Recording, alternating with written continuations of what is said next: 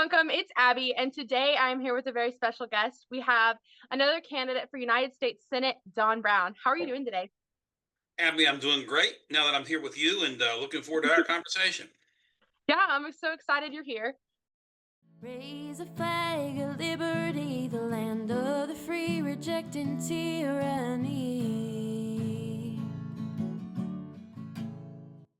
Um, so can you tell me a little bit about who is Don Brown? Well, I guess that's kind of a long story. I'm just a guy that loves his country, loves his family. My background is that, I'm an ex-naval officer. I was a U.S. Navy JAG officer, have written a number of books, have 16 books that have been published. I enjoy writing. I like to fish. I like to get out into the country. I love both the mountains and the coast. I love the state of North Carolina, and I love people.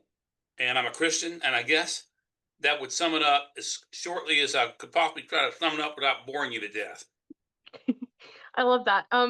What made you want to get involved in politics?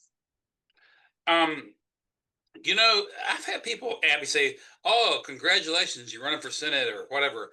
Um, I love my country, and I've served my country.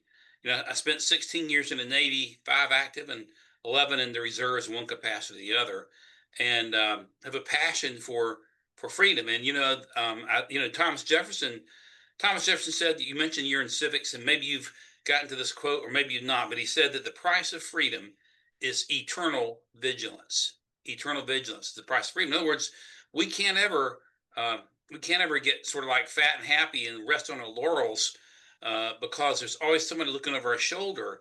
And I'm very passionate about that. And I think in the last few years, the government overreach has become such a vice grip on folks, and then the inefficiency of government, just like you all saw, unfortunately, with the Hurricane Helene that came in October 27th and just ravished the whole area. And you saw how inefficient FEMA was. And so government is not only broken, but it's oppressive. And I think, our founders had a basic premise they believed in, and that is this, and I've quoted it some, but just think about this: the freedom of the individual, okay, the freedom of the individual over here, and the power of the government are inversely proportional to one another. In other words, the more powerful government gets, and it's not just government, big anything, whether it's big corporation, big government, the more power over here, the less freedom we have. And I've seen that imbalance grow and grow and grow and grow. And there was a respite during the first Trump administration, but it's been really since 2001 a very scary scenario where after 2001, Congress passed a law they can actually come in through the Patriot Act and pull your telephone records without a warrant, even if you're an American citizen. I don't know if you know that.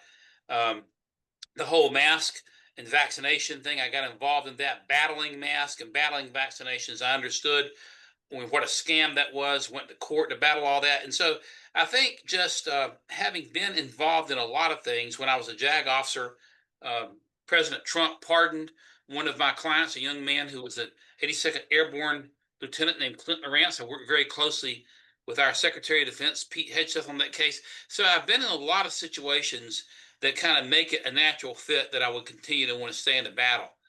But it's not something that, it's a lot of hard work. You get criticized for everything in the world, even though you haven't done anything. It's one of your friends says something wrong to somebody else, and they blame you. And so it's a thankless type thing. But you love your country enough, you love your kids, you love your grandkids, and I just want to leave this country a better place than I found it, and I want to turn us back onto the road to freedom. So that's kind of a long answer to a short question. Hope it wasn't too long, but that's really kind of the reason. No, I really love that quote. I want to leave this country a better place than when I found it. I love that. Yeah. So what ignites your fire to be a conservative? What makes you get up and go, "Oh yeah, we're doing this." Right. Well, that's a very good question. And I've been asked that question or a variant of that question a lot. Why are you conservative? Well, first off, I'm a constitutionalist. I'm committed to the United States Constitution. Mhm. And I know you said that you were taking civics, and I've taken two. I'm also an attorney. I don't always, I got to have some friends, so I don't always say that, but I'm a constitutional lawyer. But I can tell you that, we didn't even really have to read the Constitution in law school. We took constitutional law and had to take it on the bar exam. But sometimes when I lecture on the Constitution, I'll throw an icebreaker out. For example, what are the 5 fundamental rights of the First Amendment? And the people start scratching their head. And I've rarely even had other attorneys get that right. And so I'm a conservative because if you embrace and love and understand our United States Constitution, then conservative principles will flow from that. And the Constitution basically sets forth the limited powers of government. We believe in government, but there should be limited powers. National defense, the post office is a legitimate governmental function. Commerce clause. But beyond that, the Constitution is full of checks and balances to restrain government power. So, so if you think about it, the whole Bill of Rights starts with Congress shall not. Congress shall not. Congress shall not pass any law to abridge the freedom of religion or to affect the free exercise thereof. And it goes on and on and on. So when we understand what the Constitution is about, and the founders understood this, conservatism flows from that, because conservatism is about limited government. Most of the basic functions of the U.S. government are found in Article 1, Section 8 of the U.S. Constitution under Congress's powers. And so I'm a conservative because I believe in limited government. And it goes back to the basic philosophical position that I stated earlier. The power of the government and the freedom of the individual are inversely proportional. All throughout history, when governments get too much power or when corporations get too much power, little people like me, working people, get squashed. And so that's the reason I'm a conservative. I love that. How do you think that your faith plays into that? I believe that first off, I believe that my faith plays integrally into that. And this is a bit deep, but I'll say that the entire battle that we're facing on the political stage today goes all the way back to the book of Genesis. Amen. At the Tower of Babel. And it was at that time that God, seeing man was becoming so, proud, that he busted the tower up and sent them out. Other nations with different languages and different tongues, and made us differently. That's God's plan. And so, but what we see now is an American nationalism. In other words, America First, the America First movement, which Trump is the head of, which is undergirded by the United States Constitution, versus globalism or secular globalism, one world government globalism, which is undergirded by something called secular humanism.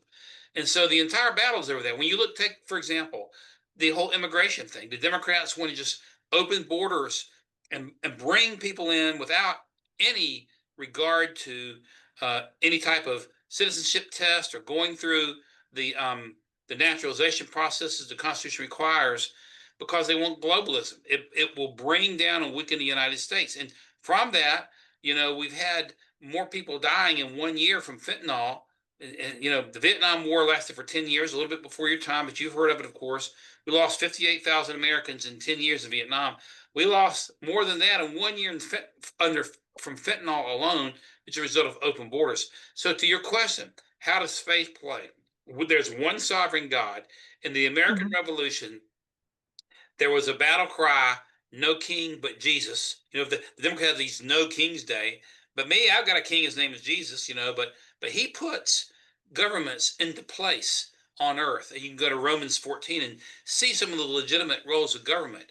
And when you stop and think also, when Jesus looked at the Roman centurion and he was asking, Roman centurion comes to Jesus, he says, hey, will you heal my son? I see you heal these people. And Jesus starts to go to him, and the centurion says, no, sir, you don't need to go. My men under my authority do what I say based upon my command. All you got to do is command it, and it'll be done. And Jesus said, it is done. And then he says, never have I seen this type of faith in all of Israel. Well, Jesus was talking about a Roman military officer, so our faith is putting him first. He is in control of everything. Our government, our Constitution, was based on biblical principles. And you ask, how is that? Well, you see, when I go back a moment ago you have humanism on one side, and you have American nationalism, America first on the other side. The humanist philosophy, which is undergirded by something called the Humanist Manifesto, is that man is inherently. When I say man, I mean mankind is inherently good. That we can migrate ourselves toward perfection. But a biblical worldview, under which the Constitution is built on a biblical worldview, understanding that mankind, we are sinful. You know, Jeremiah says that the heart is sinful above all things. Who can understand it? And Romans, there's not one righteous, no, not one, other than through Jesus Christ. So the entire Constitution, because it is built on checks and balances, because the founders understood that men are inherently evil, and therefore these checks and balances are designed to check that evil. So I would say my faith is integrated entirely into my political beliefs. I know who's sovereign, and I know that the United States Constitution is a gift given from the sovereign God. And, it's like Benjamin Franklin said to the little old lady on the day that they passed it, September 17th, 1787, "What are you giving us, ma'am?" And he says, "A republic." "What are you giving us, sir?" Excuse me. He says, "A republic, ma'am, if you can keep it." So I'm committed to trying to keep it. I've sworn to keep it. As a military officer, I've made a note to give my life for it and would still do that. And so, but my faith is at the very central core of everything, including, for example, life. Somebody said, "Are you pro-life?" 100%. I said, "I'm 1,000% pro-life." And babies in the womb. Jeremiah said, "I knew you before when you were in your mother's womb." And so, babies in the womb in every scenario are to be given full constitutional rights. And if you think about this, for example, if you look at unborn babies in what we call the intestate succession, the law of intestacy, in other words, that means inheritance. So, for example, if a baby is conceived on day one and the father is killed on day two, that baby is still entitled under intestate succession to inherit. So the baby's rights go to the moment of conception there. Or if the baby is in a mom's womb and they get into a car accident and the baby is born without a limb, that baby is entitled to recover for personal injuries. In the abortion scenario, they've just thrown that in the trash can. You've got to have individual rights. And these rights, by the way, when you look at the notion of natural law, our founding fathers believed in natural law. And it came largely from John Locke. We have John Locke and Montesquieu and Blackstone, who are the three philosophers on which the nation, our founders drew upon in the Declaration, the Constitution. But natural law is law which comes from God alone. We hold these truths to be self-evident. All men are created equal. They're endowed by their creator. Hear that? This is Jefferson, with certain unalienable rights. And among these are the rights to life, liberty, and the pursuit of happiness. And that is natural law. And so I believe in natural law. Your right to speak is given by God. Your right to raise children, if you have children, is given by God. Your right to marry is given by God, not by the state. So my faith plays 1,000% into my involvement in political arena. I'm not perfect. I make mistakes, get mad, say the wrong thing like everybody else. But at the center of the core is my faith in Jesus Christ. I love that. I love when we can have conversations about how the Creator is interwoven into every aspect of our lives, because He is. He is. Yeah. Yeah. I got chills. I never knew about that with the war cry. That's so interesting. I never knew about that. What did you say? I never heard about the war cry. We have no king but Jesus. Exactly. And I love that. Goosebumps when I think about it, and I think that's what we say now. We have a president, we have a constitution, but we have no king but Jesus, and He is King of Kings and Lord of Lords. So Amen. That overall. So I love that. So in your time as a military officer, how do you think that has influenced your political views? Well, when I was a JAG officer, as a military officer, I was fortunate or I was involved in some things that influenced me tremendously. I mentioned to you earlier that I've done work with Pete Hegseth, our Secretary of Defense, on some military rules of engagement issues. As a JAG officer out in San Diego, we had, I was a military prosecutor, and then they sent me to work with the U.S. Attorney. And during that period of time, as an active duty Navy JAG, we had a fighter plane go down. It was an F-14 Tomcat jet. And I don't know if you ever seen. Have you ever seen any of the Top Gun movies at all? Have Yeah, I have. Have you seen them both, or just the most recent one? I've seen them both. My husband's a huge fan. Okay, good for your hubby. So tell your hubby I like him already. But I will. yeah, so well anyway, in the first Top Gun movie, when Goose was with Maverick, they were flying F-14s, and that was the principal fighter jet that we had in the Navy back during the Cold War. And the Top Gun school was actually in Miramar, which is in San Diego County. It's now moved to Fallon, Nevada. But we had a pilot go up with a student, and they took off and they flew south down toward the Mexican border, toward the Mexican border, which is only about 15 miles. They were going to make a curve and come back over the ocean. As they were starting to make the curve, something went wrong, and the avionics system.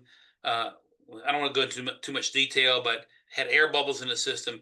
They declared a mayday. They tried to put the plane down. They crashed it into a helicopter hangar at Brown Field, just north of the Mexican border, and one of the pilots was killed. People were severely injured. I wound up handling a good portion of the investigation for the federal court and worked on paying off a lot of the family members. But from that, that would lead to a life-changing experience for me, because when I left active duty a few years later, I was I was goofing around on Facebook one day, and I saw a an interview that was taking place from the National Press Club in Washington D.C. with a bunch of family members. And it caught my eye. Um, these family members had just lost their sons in the shoot down of a U.S. military helicopter in Afghanistan. It was called Extortion 17. And caught my eye. I listened to it. There were several very prominent Republican members of the Congress with them. Alan West, Lieutenant Colonel Alan West, was with them. Louis Gohmert, who was with the from Texas, was with him, and several very prominent military officers. General Jerry Boykin, who's now endorsed our campaign, by the way, was with them, Right. and so was Admiral Ace Lyons, who I would later get to know was former commander of U.S. Pacific Fleet, and they were there to support these family members. They were moms and dads of members of SEAL Team 6, or U.S. Navy Dev Group, which is regarded as the most elite of all of our military forces. And this chopper had been shot down, something had gone wrong, and they weren't getting any answers. And it was the largest loss of life in the Afghan war for the Americans, and also the largest loss in the history of the U.S. Navy SEALs. And something told me, it's one of those God things, I guess. Um, I mentioned I'm an author, and I've written about 7 books, and they are military books, mostly novels at the time. And something said to send a Facebook message to one of the moms, Karen Vaughn, introduce myself, and I did. And I said, Karen, I saw your press conference. I'm very sorry for your loss. I'm a former Navy JAG. I've handled a major military aviation disaster. Let me know if I can help you. She writes back, to my surprise, we've been praying for somebody to come alongside us, maybe even to write a book and to investigate this. And so I met Karen and Billy 2 weeks later down in Georgia, in Atlanta, at a Denny's. And after about 3 or 4 hours, they were sizing me up because the military had been shooting them a line and lying to them. He pulls out one of these. This is a stick drive. Can you see that? He pulls Yeah. this out and he sits across the table. He says, I trust you. Take it home. This helicopter had been shot down August 6th of 2011, the same anniversary of Hiroshima bombing. And within 90 days, the Navy had called the family members in and was giving them a briefing. But while they were giving them a briefing, the senior enlisted guys were passing out these envelopes, and these were inside the envelope. Someone had declassified, this is a strange thing, over 12 pages of information concerning that shoot down in about 90 days. That never happens in the military act. Wow. In fact, Trump is just now declassifying the JFK assassination trial files after 60 years. It never happens. But somebody wanted the truth out. So I took the stick home, I read it, I looked at it, and it became very obvious to me something had gone wrong. I wrote a book called Call Sign Extortion 17. It's now been turned into a movie called Fallen Angel. You can see it on the Salem Network.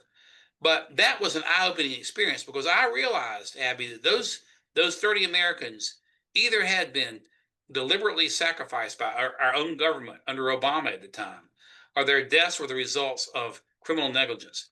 And that changed me forever, because I wanted to believe that this could never happen in our government. It changed me forever.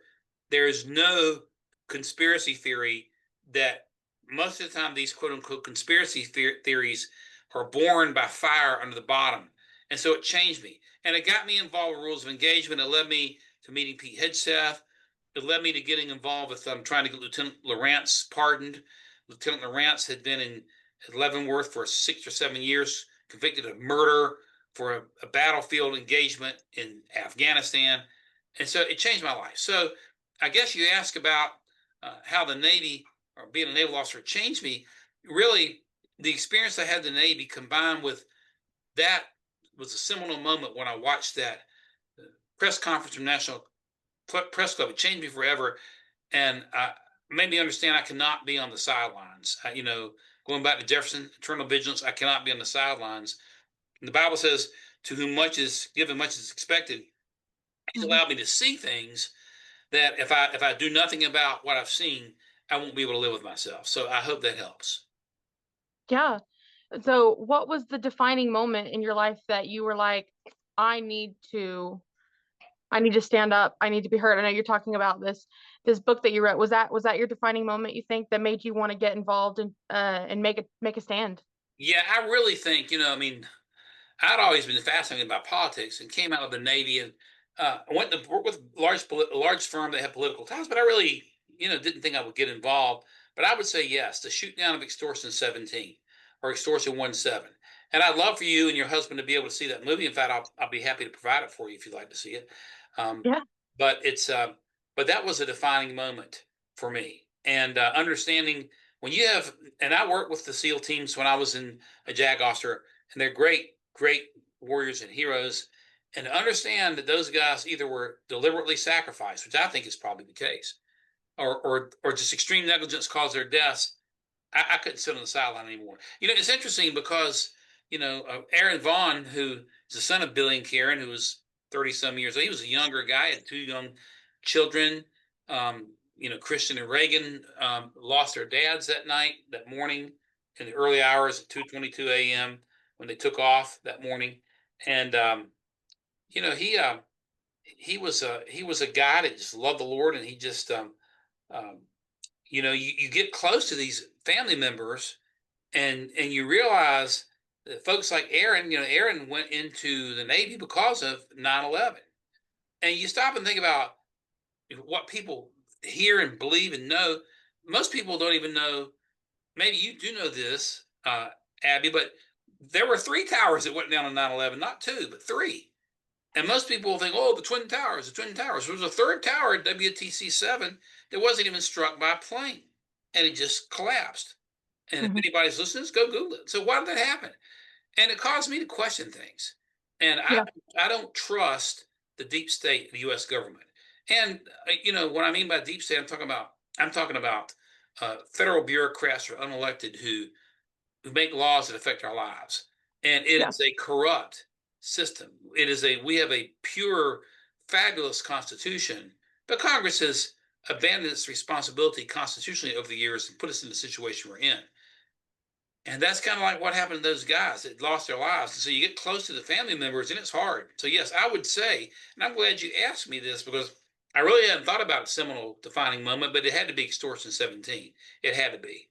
And I'm still close to those family members. And in fact, I'm on the board of Operation 300, which is a 501c3 operating out of Florida. And we're bringing in kids who lost their dads and moms during the war and mentor them. And now we're starting to bring in kids who've lost their dads and moms as first responders, bring them in the summer and all throughout the year.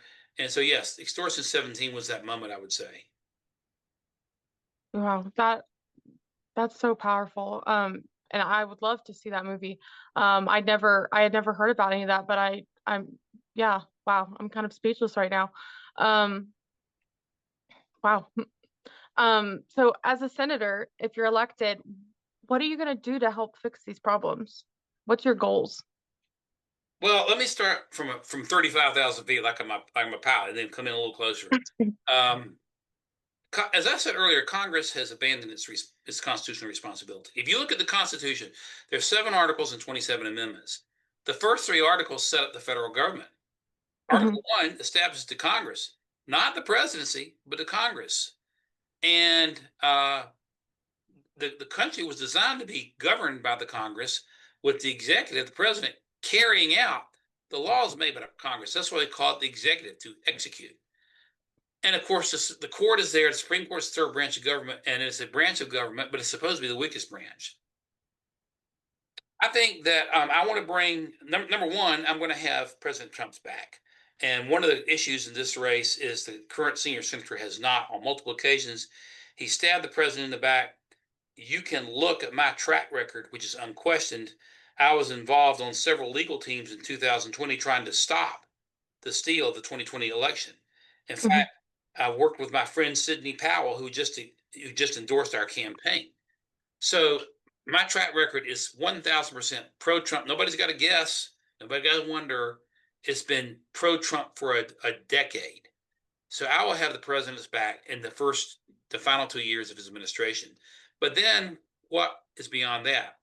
What would I do as a senator? First, you've got to recognize the problem. The problem we have, Abby, is that we, before President Trump's election, were on the verge of tyranny. And even still, tyranny lurks just below the surface. The president comes in and he executes a number of executive orders, and these communist judges come. We have this guy, the guy Boasberg out of Washington, D.C., ordering him to turn a plane around who has illegal aliens. The judge doesn't have that authority. And I know the judge doesn't have the authority. Another judge, Reyes in Washington, D.C., president had campaigned on ending transgender recruitment into the military. She orders him not to do that. So the Congress has to take the lead against this. One of the things I'm going to do is I'm on record, I'm going to propose what we call a Judicial Separation of Powers Act. Let's talk about these out-of-control judges. These judges are acting without authority. And I would encourage you, since you're in civics, Abby, to think about this. Let me just do a little civics thing, and I'll come back on what I'm going to propose. Okay. When the Constitution was passed September 17th, 1787, which I think we ought to celebrate Constitution Day just as much as the 4th of July, it still had to be ratified. And so you need 9 states to ratify it. And Article 7 talks about a procedure for ratification. Well, these guys set out from Philadelphia and wrote what we call the Federalist Papers. So you heard the Federalist Papers? You know what I'm talking about? Yeah. Federalist. Okay. Yes. So you have the Federalists in one camp and the Anti-Federalists in the other. The Anti-Federalists, they opposed the Constitution. They thought it would be too much power for the central government. We actually had some very great patriots who were Anti-Federalists. Patrick Henry, give me liberty or give me death, was an Anti-Federalist. He opposed the Constitution. Sam Adams, I remember that from the beer from Massachusetts, a beer called Sam Adams, but he opposed the Constitution. And even Thomas Jefferson was worried about it not having a Bill of Rights. So the Federalist Papers are written by Alexander Hamilton, James Madison, the principal author of the Constitution, and John Jay. And they fan out across the 13 states, persuading them to adopt the Constitution. The biggest fear the states had opposing the Constitution was tyrannical federal judges. And so if you read, here's the homework assignment for everybody. Read Federalist 78. It was written by Alexander Hamilton. And he wrote that to assure the states, no, the judges won't have power. In fact, he says the judiciary is by far the weakest branch of government, which is a constitutional fiction that we have. There are constitutional fictions out there, like we're a democracy. No, we're not. We're a republic. Separation of church and state, not in the Constitution. It's a fiction. And a third great constitutional fiction is co-equal branches of government, not co-equal. The judiciary is to be the weakest. Alexander Hamilton also said that judiciary has zero power over the president or the Congress. And the greatest fear is judges who want to be the executive and want to be the legislature at the same time, which is what we've migrated to despite that warning. You go back to look at the original abortion case, Roe v. Wade. The Supreme Court just making up a right to abortion out of the blue. It's not the Constitution. So one of the things I'm going to do, I'm going to go hard after these federal judges. Article 3, which establishes the Supreme Court, says that the judicial power of the United States shall be vested in one Supreme Court and such other, and listen to this, Abby, and such other inferior courts as Congress may from time to time establish. So every court in the United States, every federal court, other than the Supreme Court, is created by Congress. Congress can take their power away. Congress can clip their wings. And on the floor of the Senate, I'm going to lead the battle for a Judicial Separation of Powers Act. And number one, remind these courts that they're of the vision of Federal 78, they got to stay in their place. And two, to take away any authority they have at all over immigration. They don't have it anyway, but to put it in the statute so they're reminded they don't have authority over immigration matters. So this judge can't order the president to turn a plane around, and they don't have authority over the military. So this judge can't say, President Trump, you can't impose your no transgender recruitment policy. They've got zero authority. So I will lead the battle for a Judicial Separation of Powers Act. Now, the second thing, and I want, did you by any chance, Abby, get to see President Trump's interview with Joe Rogan? Yes, I did. Okay, so good for you. So if your viewers have not seen it, anybody hasn't seen it, I would encourage your viewers to watch it. It's about 3 hours, and if you need to break it up in 30 minutes, do that. But if you watch that interview, you realize how brilliant the president is. First of all, Kamala Harris or Joe Biden couldn't have gone 5 minutes with Joe Rogan. The president goes 3 hours with nobody in the room, and he has a wide range of topics from the Civil War. He talks about how Robert E. Lee lived inside of Lincoln's head for a while because he couldn't beat him. Lincoln could not beat Robert E. Lee till he found a drunk out of Ohio named U.S. Grant and gave him a generalship, and things changed. Then Trump talks about we need to have small reactors, and so we need what we call 90 rhubarb concrete. He's talking about a special type of concrete. And then he goes into an interesting discussion on tariffs. Now, maybe you remember this, but Trump talks about during the McKinley administration and William McKinley, the U.S. was making so much money off tariffs alone, we had to put up a commission to figure out how to spend the money.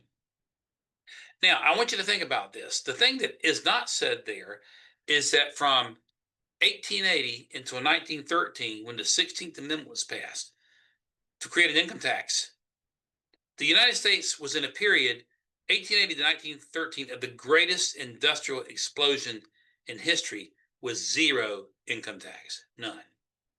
And, I've campaigned all over the state, but I've been in Cabarrus County, and I've asked the question, where's our textile industry? In High Point, where's our furniture industry? These industries have been flushed down the toilet, flushed down the drain by the Democrats with NAFTA. But if you were to end the income tax, and I'm going to fight to eliminate not only the Department of Education, which I hope is gone by the time I get there, but also to end the Internal Revenue Service forever, to end the individual income tax and end the corporate income tax. If you end the corporate income tax, these companies, I should say, that have left the nation would flow back in droves, and we would have so many jobs we couldn't keep up with it. And so I'm going to lead the battle on the floor of the Senate to end the IRS and end the tax system once and for all. And the final point I want to make is that I can make a lot of points. I've been involved in medical freedom. I've sued over the illegal vaccine. We can talk about that if you want to, but the thing that we've got to be concerned about is the national debt. Yeah. And so let's talk about some basics of that. Let's talk about history, for example. And I'm a historian, kind of an amateur historian, but I know you study history also, Abby. But if you look at every great power on the face of the planet, all the way back to the Romans, you go read the New Testament, and they talk about the denarius or the denarii. That was the currency of Rome. The Spanish, when they ruled the world, had the peso. The Dutch had the gelding. Then the British, they used to say the sun never sets on British soil. British had the pound sterling. And the pound sterling was the dominant currency of the world until 1944, Bretton Woods, when the U.S. dollar took over.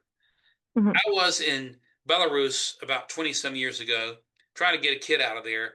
My church had a program over there called ABRO, American Belarusian Relief Organization, and a couple of little kids had been adopted out of Belarus. The third kid was still there. So I went over there to try to get the kid out. I learned I could speak a little Russian. I could speak you some Russian in redneck accent. You laugh at me.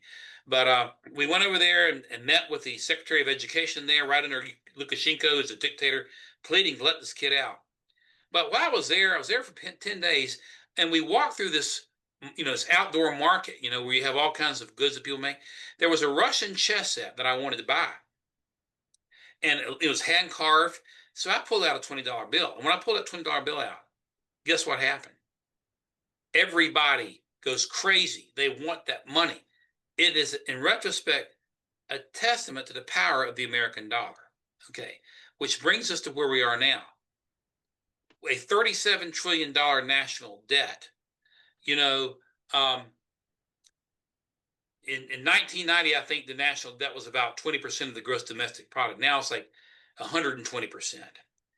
And the problem you have as the national debt grows, if we don't get it under control, we run the risk of losing the dollar as the international currency of trade.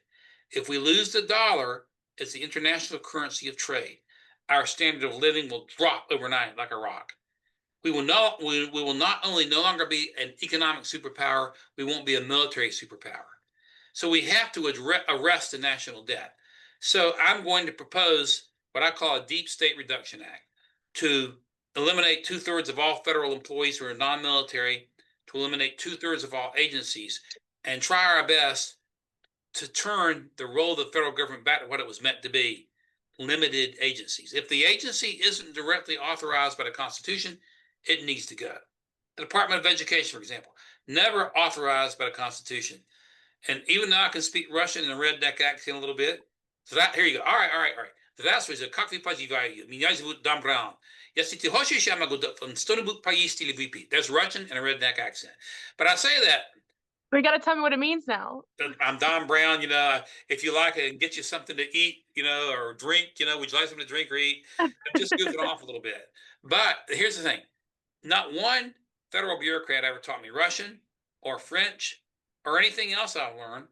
And not one federal, and even though you came up in school at a time when there was a Department of Education, you weren't taught by some federal bureaucrat that came down from Washington. It just is not part of the constitutional scheme. So it's got to go. The Internal Revenue Service has to go. Now it's part of the scheme now because the 16th Amendment. I'd like to see the 16th Amendment repealed. But but here's the thing. Our people are furious because DOGE has shown that the deep state of the federal government is turned into a criminal enterprise. So when they're spending money for condoms and for Hezbollah, or they're spending money for some transgender, phone app in South America, or for Sesame Street in Saudi Arabia. That's taking our money. That's taking our money and just throwing it away on stuff that enriches the inside of the deep state and pushes their political agenda. And Elon Musk made one good point before he got in trouble with Trump fairly recently. He said these NGOs, the one thing they all have in common is they all have some sort of altruistic purpose. So, want to save the children, going to save the whales, going to save the sea turtles. And you give them money, and no children get saved, no whales get saved, no sea turtles get saved. They don't have to pay taxes internally, and they take that money and they send it to other communist organizations. This is all built because the Internal Revenue Service, because the Internal Revenue Code. These NGOs are built based upon deductions under that code. You wipe the code out. You wipe them all out. I shouldn't have to give more to the state than I'm giving to the church. I'm giving 10% to the church, and I know some people say, well, tithing is mandatory tithing. Whether it is or isn't, it's a benchmark we all think about. But I shouldn't have to be forced to give more to the state and the church. And the other thing is that the founders never intended, Abby, to force interaction between you or your husband or your family members and the federal government. It was the states that would be the interface with the federal government. But through the Internal Revenue Code, now you have to file a 1040. You have to file your tax return in April, or if you take an extension like me by October, you have to file it. If you don't, you can be prosecuted. If you do file it and you make a mistake, or if you don't make a mistake and they claim you made a mistake, you can be prosecuted. So the government is forcing us into a situation that could result in prosecution. That is a tyrannical approach. It's got to come to an end. So I want it all gone. So for the floor of the Senate, I'm going to lead the battle to end the federal income tax system. I'm going to lead the battle we got to go to war against the deep state. We cannot survive with the status quo. Going up, well, let's see, they cut 10%, I'll vote for that. No, you've got to take these agencies out. And I will lead the charge in the Florida Senate to take these agencies out. I will go to war against the deep state. I'll go to war against the IRS. I will move to end the Internal Revenue Code. What I'm saying is a dangerous thing for me personally. It's going to make a lot of people mad. Somebody might try to kill me. I don't care. And my life is someone else's anyway. So that's what I'm determined to do. If by the grace of God, I wind up on the U.S. Senate. Awesome. This has been an incredible conversation. I hope that we can have more before the primary and after the primary. Is there anything that else you'd like to say to our viewers and listeners? Well, I want you to know I'm very sensitive, especially to our western counties. I know you're in Buncombe. I wrote an article. I wrote an op-ed for Glenn Beck on the Blaze a couple of months ago, and made a point that of the 25 western counties, 22 have gone solid Republican for the last 100 years. Buncombe used to be, when I was coming up, Mhm. where you are used to be. And then of course you've got, I think, is it Frank? Well, we know that over at in Boone and Watauga, they're kind of, but I love the western part of the state. What happened, the federal government's inaction after the hurricane is criminal. Criminal, Yeah. similar to what happened with these 17 Navy SEALs. Um, the storm hits the 27th of September. The federal response, now get this, the federal military doesn't get mobilized to the extent it's mobilized until October 3rd. So everybody knows that in an emergency situation, that time is of the essence to save lives Yeah. and property. And one thing I'm also going to do, I'm going to push a new concept with Pete Hegseth and the president. We have 11 unified commands in the United States military, and these commands are how we fight our wars. And some of them are 5 or 6 are geographic, like U.S. Indo-Pacific Command. That's geographic. U.S. Southern Command out of MacDill, geographic. U.S. Northern Command, U.S. European. These are geographic commands. And then we have 5 that are not geographic, but they're mission focused. For example, STRATCOM, Strategic Command, Cyber Command, Special Operations Command. I'm going to propose another unified command called United States Disaster Response Command. And so I want us to set up a command of the United States military that has Chinook and Black Hawk helicopters ready to go, and that has generators ready to go. It has water ready to go, has first aid ready to go, always on the go. So the next time a hurricane or an earthquake or natural disaster strikes, the Mhm. military can be deployed on day one just as soon as it's safe to get them in. And that might not stop an idiot like Joe Biden from sitting on his duff, but at least our commanders will be in place, and at least there's a better chance to save lives. So I want to share that with my friends in the western part of the state. I do have a relationship with the Secretary of Defense. I'm going to push that. I can't promise anything. I can promise I'll push it. And I love you all. I really do. So I'm very grateful for the opportunity to be here, Abby. I really am. Yeah, we're so excited to have you. And I love that. I love the fact that we still have people that are, still fighting for the western part of the state because during the storm it felt very lonely down here. It felt like we were forgotten. So Thank it's such a heartwarming thing to still have that. So I really appreciate that. And I know that our listeners will as well. Um so yeah, can you let us know how we can get involved with your campaign, websites, contact, things like that? Absolutely. Well, our website is Brown4NC, Brown, FORNC.com. So it's not number 4, Brown4NC.com. And you can go on there. You can interface with us. You can send us emails. Um, on Twitter, we have a very active Twitter, and that is Don Brown for NC, at Don Brown for NC. You can find me on Facebook, and we do respond to all emails, and we want to make sure that we spend as much time with our voters and our fellow citizens as possible. I'm pretty bad about that in terms of my staff. We got to go, got a next place to go to, but I like to stay with voters and ask questions. I want to go deep into issues. You really can't do much. Everybody says, I'm MAGA. Well, first of all, not everybody's MAGA that says they are, but I'm MAGA. I'm behind Trump. I'm conservative. But that doesn't do you any good, Abby, for me to say that or anybody else to say it. You got to go deep. And Mhm. our folks deserve that. And I'm just another guy like anybody else willing to fight.